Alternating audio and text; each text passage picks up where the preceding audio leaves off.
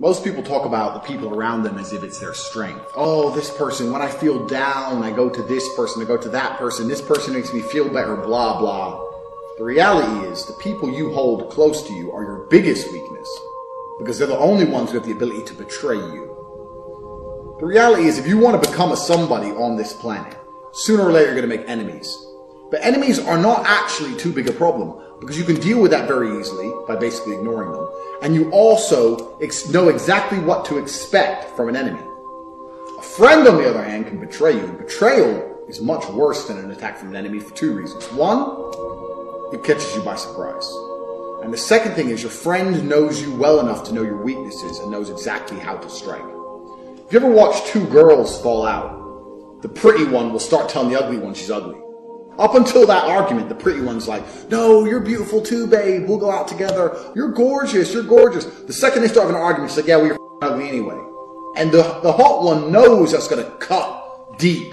But it doesn't matter, because that's how the betrayal goes. You aim for the weakest spot. So the more friends you have, the more vulnerable you are. You're more vulnerable for betrayal. More people know your weaknesses.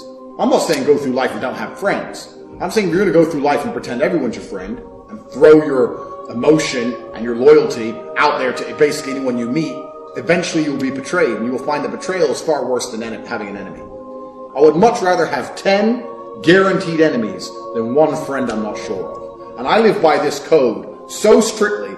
My circle is one, and that's my brother. One person.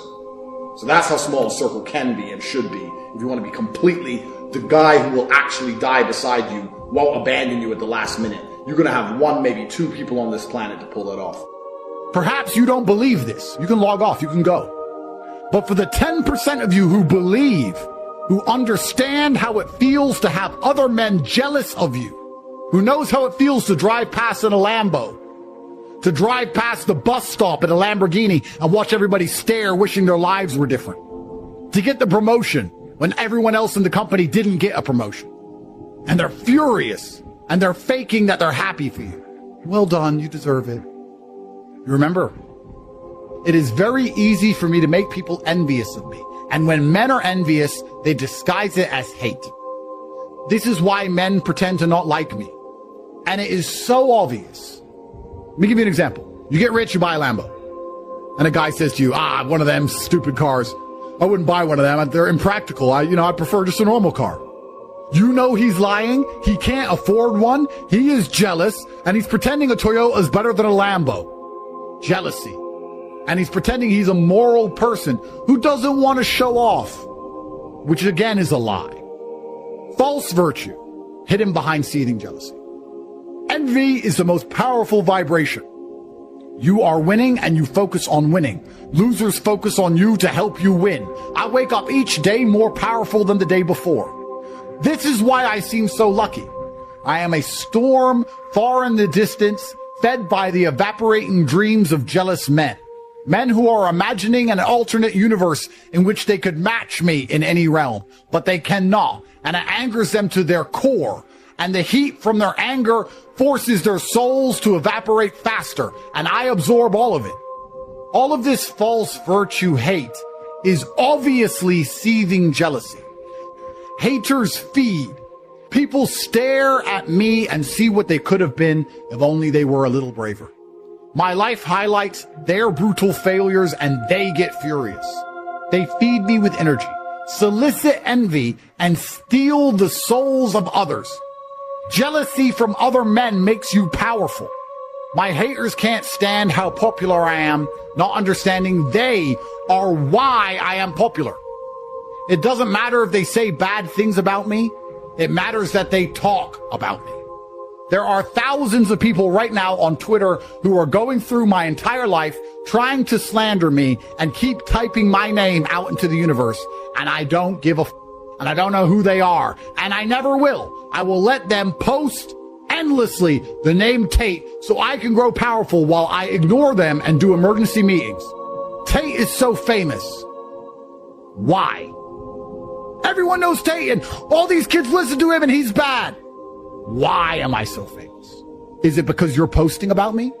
Is it because you are eating food and bought an iPhone and pay an electricity bill? so you can post about me? Is that why I'm so famous? I don't even know who you are. You're complaining that I'm famous, but you're not smart enough to analyze why I'm famous as you spend your money and your time making everybody know my name. This is why I only win, because envy is the highest form of vibration.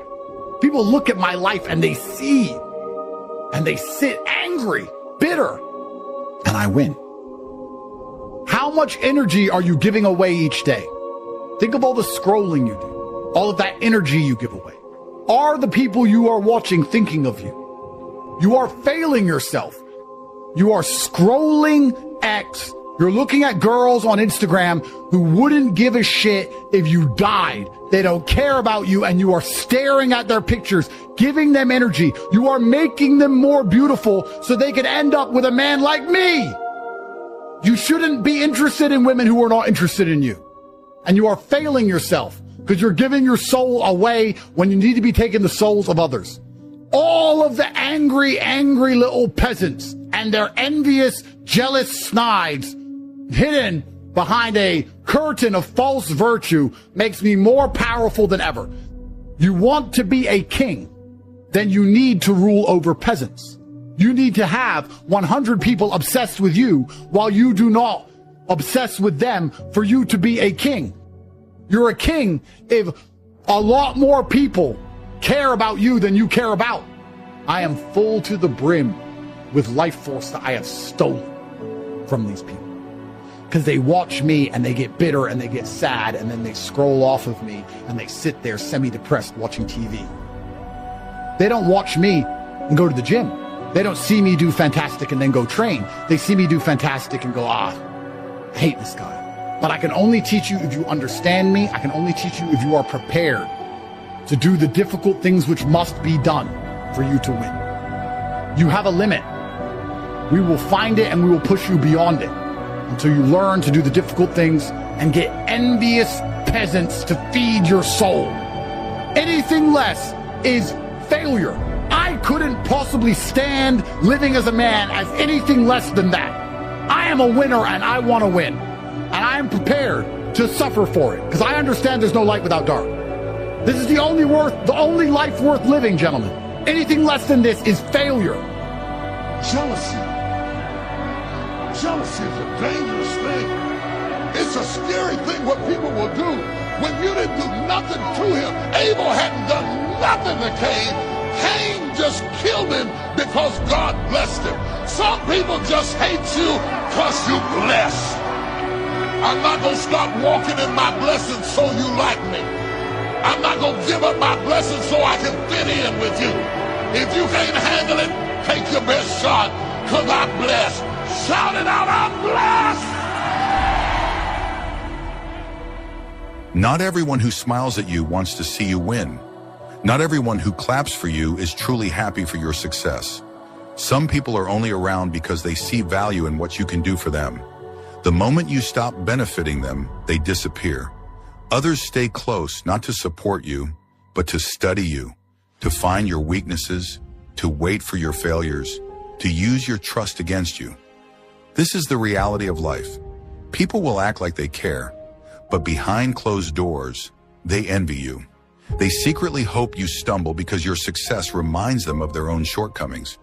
They pretend to celebrate you, but deep down, they resent the fact that you're rising while they remain stagnant.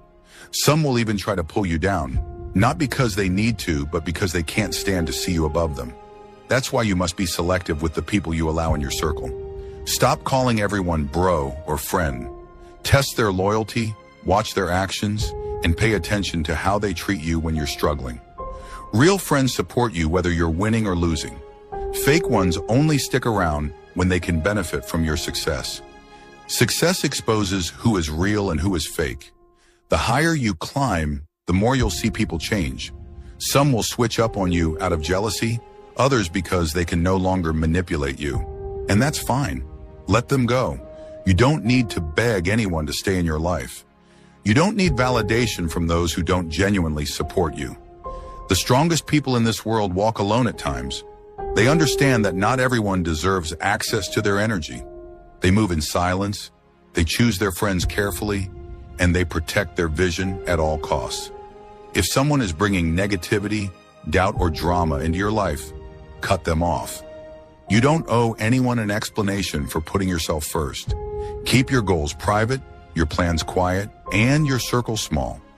Surround yourself with people who push you, inspire you, and genuinely want to see you win.